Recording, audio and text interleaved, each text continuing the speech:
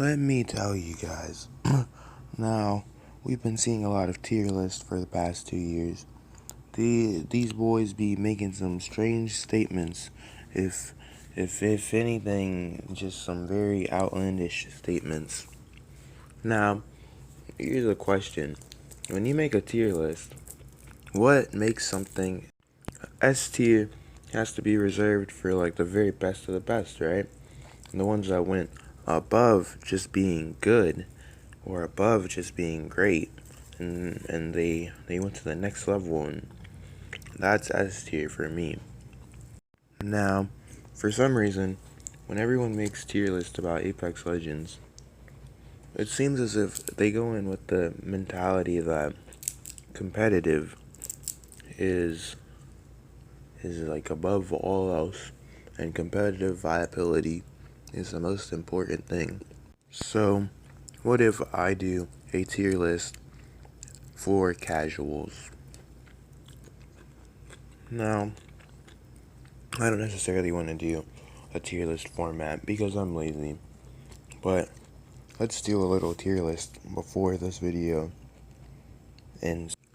For starters, Bloodhound. Now, Bloodhound. I'd say most people would put Bloodhound around an A or an S, and I'm in agreement simply because his new ultimate, he gets his scan faster while he's in Beast of the Hunt. And then his scan in the first place, it's clearly wall hacks. Like, I mean, most of the time, wall hacks are gonna give you the advantage in a fight. So, Bloodhound, of course, he's S tier or A tier. Up next is Gibby.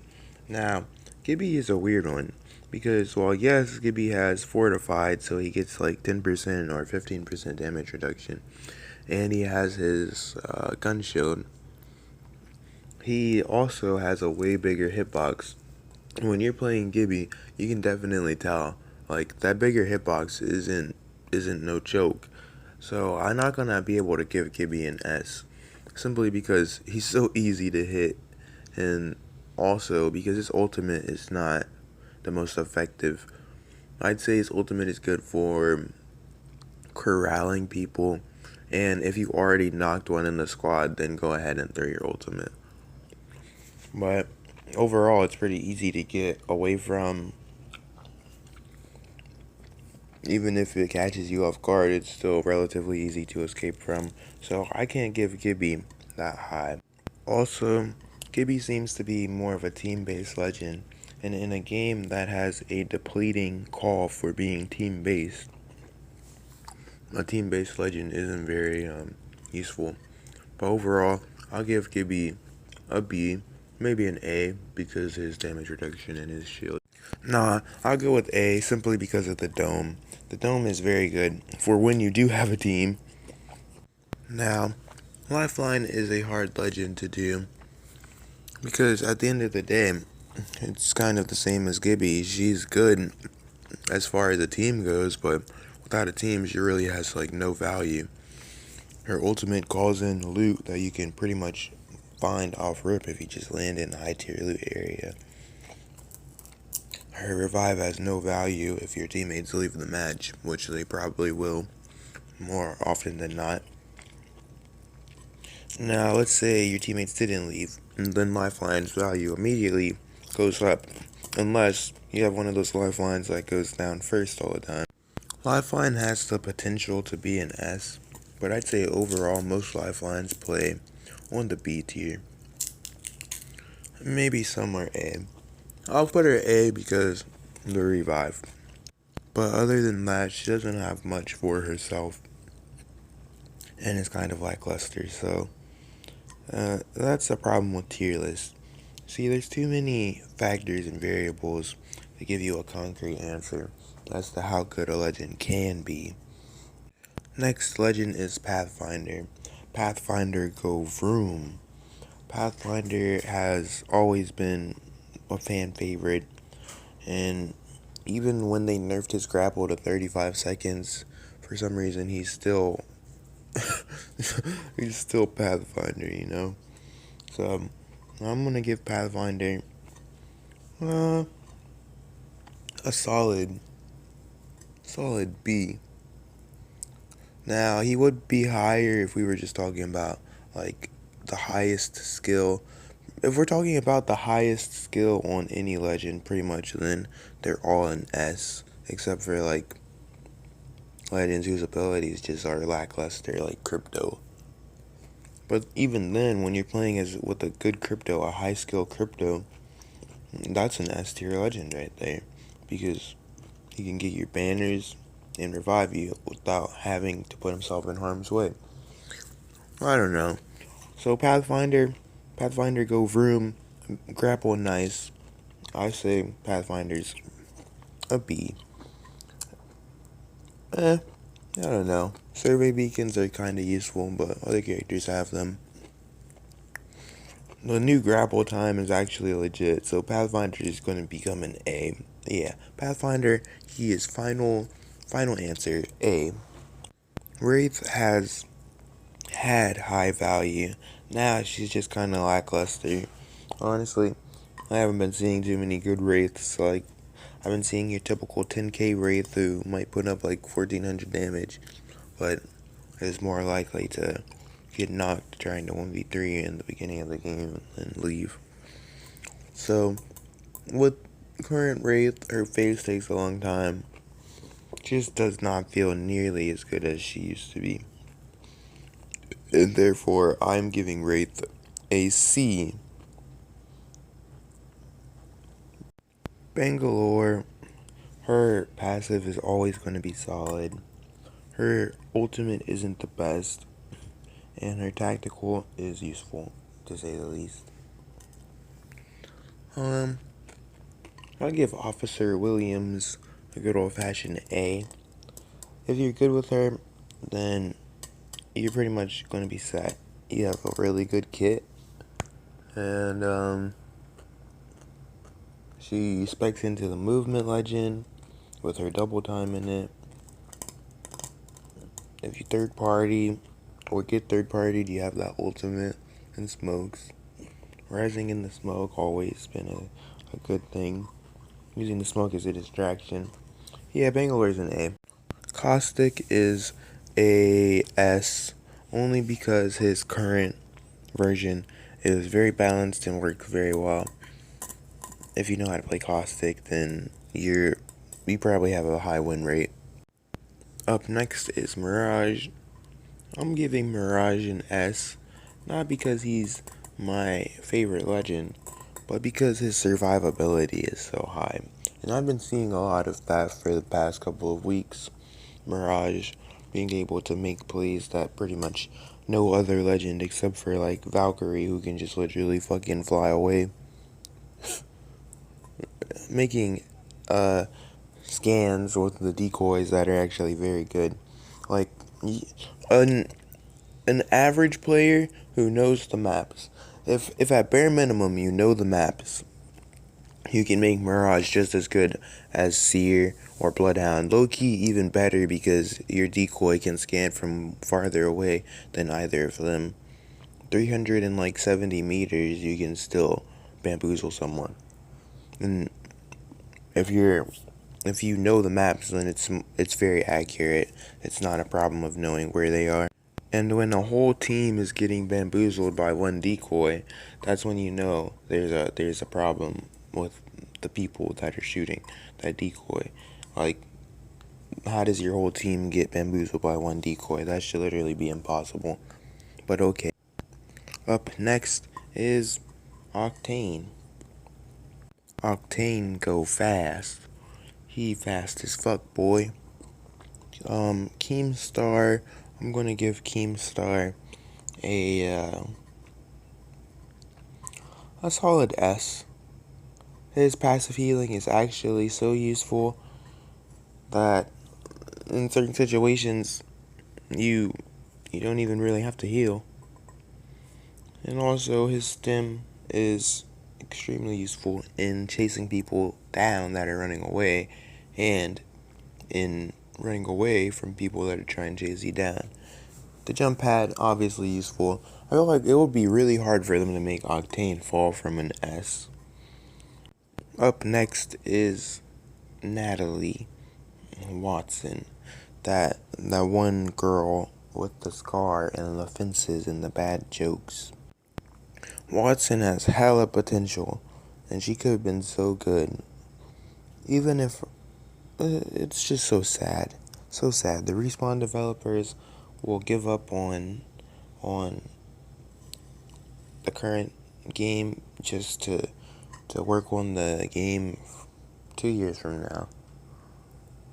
Even if this current version of the game is not allowing us to even load in and play the game correctly, they won't fix it. But yeah, so Natalie, Mrs. Watson, I have to give her, I give Watson a B, because her abilities are useful, and low key that passive shielding is not bad. It works. Saves you like popping one cell.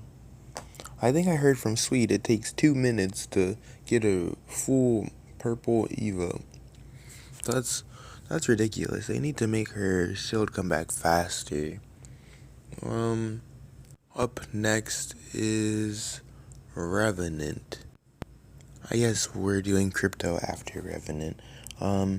Revenant, he is death protection, but it only comes back every so often. Now, the part about Revenant that you're going to be surprised that I think actually makes him really good is his infinite climbing. There's been times where I was playing Revenant just for kicks, you know. I like Revenant. I have 4K on him, but I don't play him very often. I have like less than 500 kills on him. So basically, I got knocked by that building in Cap where it's like under construction and there's 2 zips on each end. And then I just climbed all the way to the roof, and the people that were below, they just literally didn't even know. Well, yeah, I'm just trying to say that his best part is the climbing, not death protection. So, with the death protection and the climbing, a Revenant can be a good, that's a good adversary. I'm tempted to say Revenant is S tier, also because of the silence, like, being able to silence a legend and take away their abilities, that's a big part of the game. I'm tempted to say he's S tier, but I know that he's really not. So, I'm gonna go A. Now, next legend is Crypto. Crypto is absolutely horrible. It's so crazy that, like, after all these seasons, they still haven't managed to make Crypto slightly more fun to play or even more viable. Like, the best thing they ever did for Crypto was, like, make it so that you can't drop your shield, so that his ult actually still does damage. Now, I can't lie, I did forget Crypto does have the ability to recover banners and res from his drone, so I guess that's cool. Like, I mean, that only has value if your teammates are fucking dead, so, I mean, that, like, I don't understand. And then half of the time when your teammates die, they're already going to leave the match. So, if you're playing a legend based on the idea that your teammates are going to die, I mean, that's kind of counterintuitive. Crypto has the ability to take off 50% of your opponent's shields with his EMP. Actually, I don't think it's 50%, I just think it's take away 50 shields. So, he goes in there with the drone, EMP, boom. I don't know, Crypto really isn't that good. I'm gonna put him like a D. You can break the drone before it picks up banners, and then he's just shit out of luck. So, I don't know. I'm gonna go D. Crypto is a D. Loba. Loba is actually the best legend in the game right now, and I'm not even, like, joking. I don't think you people play Loba enough to understand how broken she is. If you want a damage badge, literally just play Loba. She completely eliminates the part where you have to loot. Like, you can drop in instantly, like, especially if you land capacitor. Literally, if you land capacitor with Loba, she's too overpowered. Loba, her tactical is great. That's so amazing. But that's not even the part about it that's OP, it's the black market. So I have to give Loba an S because she eliminates a large part of the game and allows you to just fight instead of having to do so much looting. And that, honestly, Loba's like the easiest character to get a 4K or a 3K. That's without her jump drive too. Like literally, she's just so overpowered. Jump driving through windows is golden. Loba's an S, no doubt. Ramia, the queen of the workshop.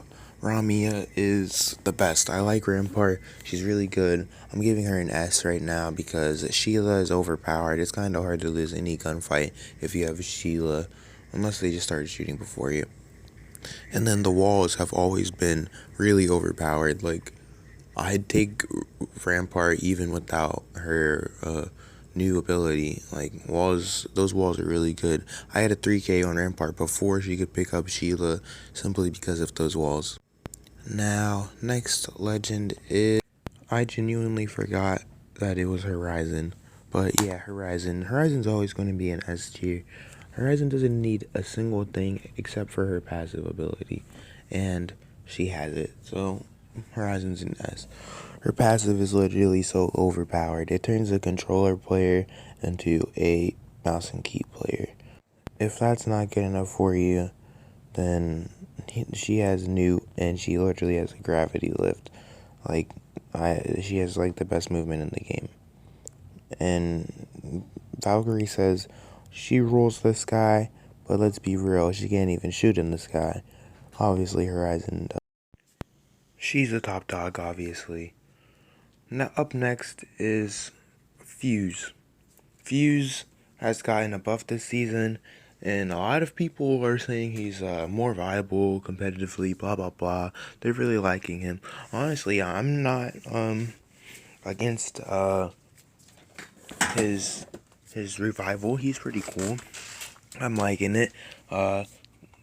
Honestly, I don't necessarily think that his abilities make him stand out that much because any legend can do what he does except for his ultimate. His ultimate is not that effective. Lots of legends can get out of it.